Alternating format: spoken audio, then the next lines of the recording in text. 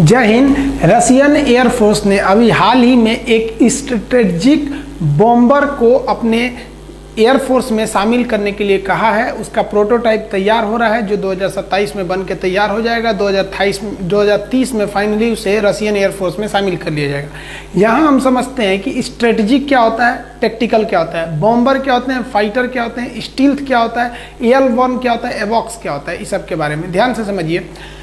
जो स्ट्रेटेजिक चीज़ें होती हैं वो ज़्यादा दूर तक जा सकती हैं और टेक्टिकल चीज़ें कम दूर तक जा सकती हैं। जैसे आपको यहाँ दिखाते हैं, ये एक फाइटर एयरक्राफ्ट है, तो ये फाइटर है तो एक तरह से आप कहिए कि ये लीथल है, खतरनाक है, लेकिन ये टेक्टिकल है, ज़्यादा दूर तक जाता है तब स्ट्रेटेजिक रहता है। इसमें पेट्रोल कितना भरेंगे? बचपन में हम लोग को लगता था कि ये वाला जो है ना मिसाइल लेके घूम रहा है। अरे ये मिसाइल नहीं है, ये इसका फ्यूल टैंक है, एक्स्ट्रा फ्यूल टैंक है। कुछ फ्यूल इसके अंदर रहते हैं और ये एक्स्ट्रा फ्यूल टैंक रहते हैं। सब समझ आ गया कि नहीं आ गया? अगर इसको दौड़ाइएगा तेजी से तो ये भागने लगता है और देखेगा कि अब भाग नहीं पा रहे हैं तो ये फ्यूल टैंक को गिरा देगा और अपने मेन फ्यूल से अब भाग जाएगा ताकि हल्का हो जाए।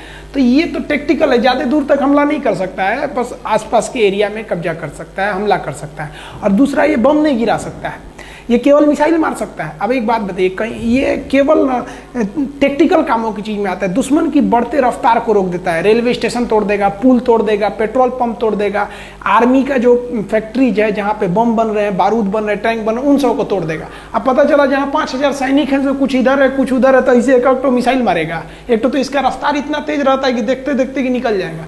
तो वहाँ चाहिए हमको बॉम्बर की जरूरत। तो ये ना ही बॉम्बर है और ना ही स्ट्रेटजिक है, मतलब ना दूर तक जा सकता है ना बम गिरा सकता है। तो ये टेक्टिकल है और फाइटर है, तो ये तो खतरनाक है। अब इसकी बात करेंगे तो देखिए, ये जो है ना ये स्ट्रेटजिक है, मतलब दूर तक जा सकता है लेकिन खतरनाक नहीं है। क्यों? क्योंकि ये ट्रांसपोर्ट विमान है। इसके आगे का देखेंगे थुथुर उठ गया है और इसके थुथुर में आप देखेंगे दूसरा हेलीकॉप्टर लेके घूम रहा है। देखिए अपने अंदर वाला दूसरा हेलीकॉप्टर लेके रखा है, इस हेलीकॉप्टर को उसमें ट्रांसपोर्ट करके लेके जाया जा सकता है। तो ये देखिए, ये भले स्ट्रेटजिक है, दूर तक जा सकता है, लेकिन ये लीथल यानी खतरनाक नहीं है। अब लड़ाई में हमको ऐसा चीज चाहिए जो दूर तक जाए, अर्थात स्ट्रेटजिक हो, साथ ही साथ वो लीथल भी हो, खतरनाक भी हो। इसी सिलसिले में रसिया ने डेवलप कर रहा है अपना पाकड़ा विमान। ये पाकड़ा विमान जो है ये इसका स्ट्रेटेजिक होगा, काफी दूर तक जाएगा, पृथ्वी का चक्कर लगा देगा, सोच रहा है एक बार में ये, और साथ ही साथ ये बॉम्बर होगा। इसको बना रही है रसिया के टुपोलिव कंपनी, जो वहां की बहुत बड़ी मेन एयरक्राफ्ट कंपनी है रसिया की। हालांकि अभी देखिएगा तो अभी के समय में सबसे ज़्यादा घातक अगर कोई, मतलब सबसे ज़्यादा प्रयोग में लाया गया अगर कोई स्टील्थ बम्बर है या टेक्टिकल बम्बर है तो वो है आपका B-52, B-52। ये अमेरिका का है, ये मशहूर है कारपेट बॉम्बिंग के लिए। क्या होता है कारपेट बॉम्बिंग? देखिए एकदम कालीन की तरह बिछा दिया जाता है बमों को, उसे कहते हैं कारपेट बॉम्बिंग। देखिए ये जो बॉम्बर हैं ये खतरनाक तो होते ही हैं, बम गिराते हैं। दूसरे ये ससुरे स्ट्रेटेजिक होते हैं, दूर तक जाते हैं, और उसपे से जब हम इसको स्टील्थ बना देते हैं तो और जानलेवा हो जाते हैं। स्टील्थ का मतलब ये होता है कि किसी की नज़रों से बच जाना। ये ससुरे रडार में नहीं आते हैं। अभी ये दुनिया में ये जो है आप देख रहे हैं दुनिया का सबसे खतरनाक B-2 बॉम्बर है। इसका आप डिजाइन देखिएगा तो अजीब टाइप का डिजाइन दिखेगा, और साथ ही आप इसमें देखेंगे हथियार ले जाने की कैपेसिटी, तो इसकी हथियार ले जाने की कैपेसिटी बहुत ही ज़्यादा है। ये नीचे दिख रहा है इतना सारा हथियार बम अपने साथ लेके जाता है, बिछा देता है कहीं पे B-2। और ये जो है ये स्टील्थ है और ये स्ट्रेटेजिक भी है। स्ट्रेटेजिक इसलिए कि दूर तक जा सकता है, ये भी स्ट्रेटेजिक है, ये भी दूर तक जा सकता है, लेकिन ये स्टील्थ है, पकड़ में नहीं आएगा। और ये स्टील्थ नहीं आता, इसको दुश्मन का रडार पकड़ लेगा। तो रसिया भी इसे B-2 की बराबरी करने के लिए एक स्ट्रेटेजिक यानी दूर तक जाए और स्टेल्थ यानी पकड़ में भी ना आए, वही जहाज बना रहा है जिसका नाम है पैकड़ा। B-2 जहाज कितना स्ट्रेटेजिक है आप अंदाजा लगाइए कि एक बार अमेरिका से फ्लाई किया था और ये उड़ते हुए मिडिल ईस्ट में आया और यहाँ से बम गिराकर चला गया। यहाँ पर इतना भयानक दूरी तय कर लिया। आप देखिए अगर इसको एक सीध में करेंगे तो पूरा पृथ्वी लांग के चला जाएगा। इसे हवा से हवा में पेट्रोल भर लिया जाता है, वो हम दिखाएंगे कैसे हवा से हवा में भरा जाता है। तो ये स्ट्रेटेजिक होते हैं। अगर मान लीजिए कि ये नहीं रहता इतना दूरी पर, अगर इतना इसकी कैपेसिटी नहीं रहती, तो मान लीजिए कि अगर हमको हमला करना है अंदर, सपोज हम लोग को चाइना के इंटरनल एरिया में करना है, तो फाइटर जहाज तो घुस ही नहीं पाएगा। 2000 किलोमीटर घुसते घुसते उस सबका पेट्रोल खत्म हो जाएगा। तो हमको भी तो एक स्ट्रेटेजिक चाहिए, साथ ही साथ स्टील्थ भी चाहिए। देखिए कोई भी जहाज जो होता है जब वो हवा में फ्लाई करता है तो उसका रडार में एक फिगर बनता है जिसे हम लोग रडार फिगर के नाम से जानते हैं। आप देखेंगे यहाँ ग्रीन ग्रीन डॉट करके यहाँ दिख रहा होगा, ये जहाज़ों का कुछ फिगर्स है, ये जहाज को रडार के स्क्रीन पर दिखा देता है। और ये रडार का एंटीना है, यही एंटीना 360 डिग्री घूम के चेक कर लेता है कि किधर कौन सा जहाज है। अब जो स्टील्थ जहाजें होती हैं, ऐसा नहीं है कि स्टील्थ जहाजें रडार में आती ही नहीं है, बहुत कम आती हैं। कम किस लिए आती हैं आप ध्यान दीजिए कि आप कैमोफ्लाइज देखे होंगे, आर्मी को देखिएगा यहाँ एक फौजी खड़ा है बंदूक लेकर, इसे हम कहते हैं कैमोफ्लाइज। ऐसा नहीं कि 100% इनविजिबल है, आप ध्यान से देखिएगा इनको तो यहाँ इसकी बंदूक दिख जाएगी आपको, ये बंदूक इसकी यहाँ पे दिख जाती है, तो ये भी 80% छुप गया है, तो इसको दुश्मन को खोजना बड़ा मुश्किल हो जाएगा, ये पहले से घात लगा के मार डालेगा। इधर आप देखेंगे एक स्नाइपर आपको झाड़ियों के बीच में यहाँ बंदूक लेकर अपना निशाना लगाए हुए बैठा हुआ है यहाँ पे, तो ये भी क्या है झाड़ियों के बीच छुपाया हुआ है, उसका बंदूक आप देख सकते हैं, तो ये कैमोफ्लाइज करता है। इसी तरह हवाई जहाज हवा में रडार से क्या कर लेते हैं, कैमोफ्लाइज कर लेते हैं। कैसे कैमोफ्लाइज करते हैं तो ध्यान दीजिए, 2-3 चीज़ों का ध्यान रखना पड़ता है। पहला कि अगर जहाज बहुत तेजी से जा रहा है तो वो सुपरसोनिक बूम उत्पन्न करेगा। अभी कुछ दिन पहले बेंगलोर में बूम उत्पन्न हुआ था, बहुत तेज की आवाज़, तो इस आवाज़ को कम करने के लिए उसमें नॉइज कैंसिलेशन सिस्टम लगा होता है। हालांकि आवाज़ से कोई जल्दी पकड़ में नहीं आता है, आवाज़ जहाँ करेगा वहाँ के लोग ना समझेंगे, लोग को क्या पता है कि दुश्मन का जहाज है कि अपनी सेना का जहाज है। रडार में मेन पकड़ नहीं आना चाहिए, हालांकि नॉइज कैंसिलेशन जरूरी है।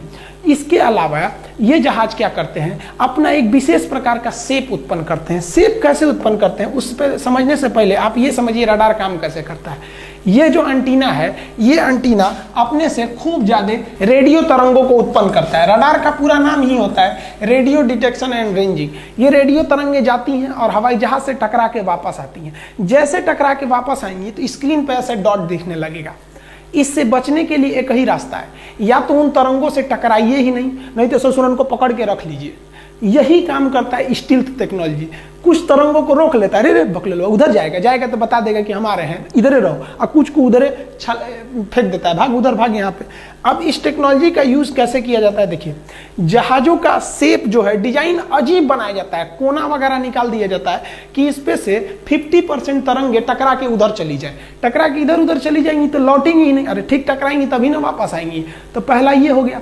अब जो बची हुई तरंगे हैं उनको क्या किया जाता है, एब्जॉर्ब कर लिया जाता है। एब्जॉर्ब करने के लिए 2 तरीके होते हैं। कार्बन फाइबर की नुकीली परत लगा दी जाती है। यहाँ आप देखेंगे नुकीला परत, यहाँ तो बहुत बड़ा बड़ा नुकीला परत है, वो बहुत छोटा रहता है, आपको माइक्रोस्कोप से देखना पड़ेगा उसके नोक को। ऐसे छुएंगे तो बराबर ही लगेगा, चिकना ही लगेगा, लेकिन बहुत पतला, जैसे आपको अपने हाथ की जो निशान होते हैं, अंगूठा लगाते हैं, वो भी खुरदुरा है लेकिन आपको लगता है प्लेन है। माइक्रोस्कोप से देखेंगे तो वही अंगूठा मारने के समय उतर जाता है।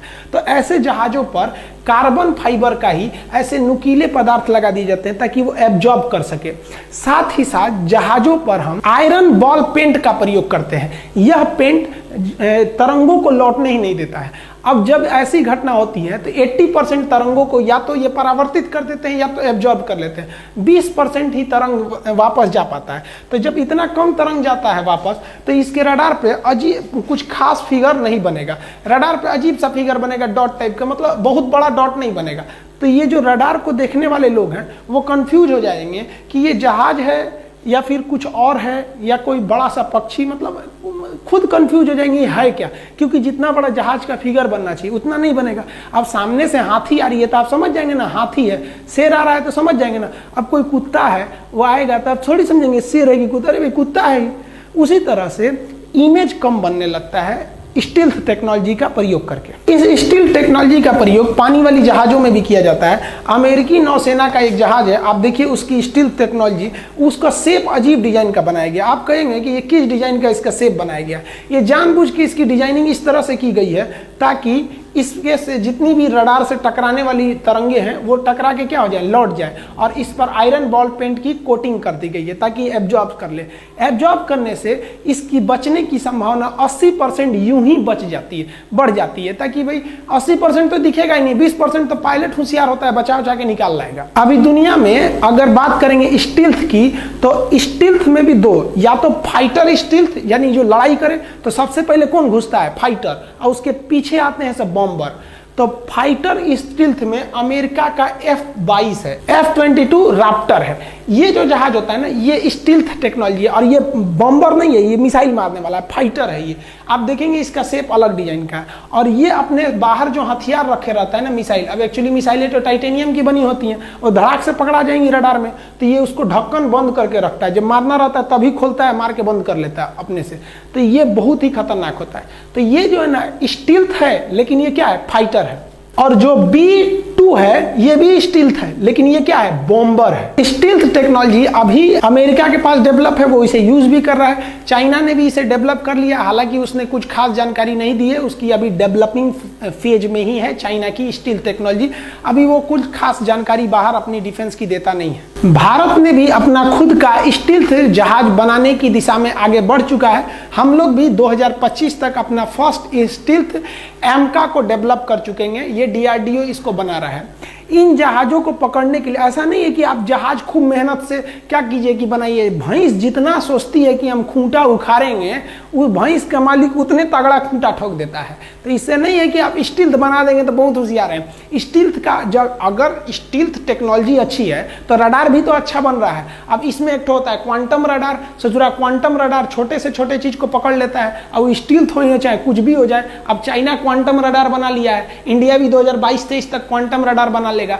अब ये एक तरह से समझिए ना, इन दोनों में कंपटीशन चल रहा है। स्टील्थ सोचता है कि हम बच के दिखाएंगे और क्वांटम रडार कहता है ससुरा तुम बचेगा कैसे, हम खोज के दिखाएंगे। अब ऐसा नहीं है कि आपके पास स्टील्थ जहाज हो गया तो आप पूरी दुनिया में अत्याचार करेंगे। आपको भैया आपको खुद के जहाज में रडार चाहिए। मान लिया कि हमारे पास स्टील्थ जहाज है, हम घुस गए चाइना में, हम अपना विमान लेके कहाँ घुस गए, चाइना में। अब ये बताइए चाइना में हमारी इस जहाज को रास्ता कौन दिखाएगा कि वो दाहिने जाना है कि बाएं, कौन सा शहर कहाँ है। तो इसके पास खुद का रडार होना चाहिए। दो चीज़ के लिए कि इस पे दुश्मन कहीं हमला ना कर दे उसके लिए, और इसको बम कहाँ गिराना है इसके लिए। तो इसके लिए उस जहाज में खुद फिट किया जाता है ऐसा रडार। अब ऐसा रडार क्या होता है, ये एक्टिव रडार होता है। हम रडार पे एक अलग से वीडियो बना देंगे, अभी मेन स्टील्थ पर समझिए। ऐसा रडार जो होता है इस जहाज के अगला भाग यानी एकदम थुथुर में सेट रहता है। तो जहाज का जो थुथुर देखते हैं ना, उसमें रडार लगा होता है।